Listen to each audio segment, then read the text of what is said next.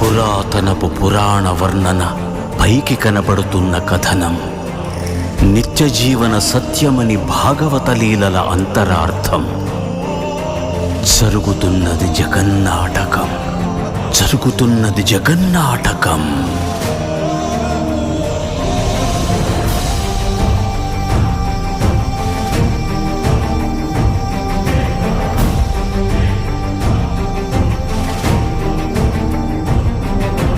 చెలియలి కట్టను తెంచుకొని విలయము విజృంభించునని, ధర్మమూలమే మరచిన జగతిని యుగాంతమెదురై ముంచునని, సత్యవ్రతునకు సాక్షాత్కరించి సృష్టి రక్షణకు చేయూతనిచ్చి, నావగ త్రోవను చూపిన మత్స్యం కాలగతిని సవరించిన సాక్ష్యం.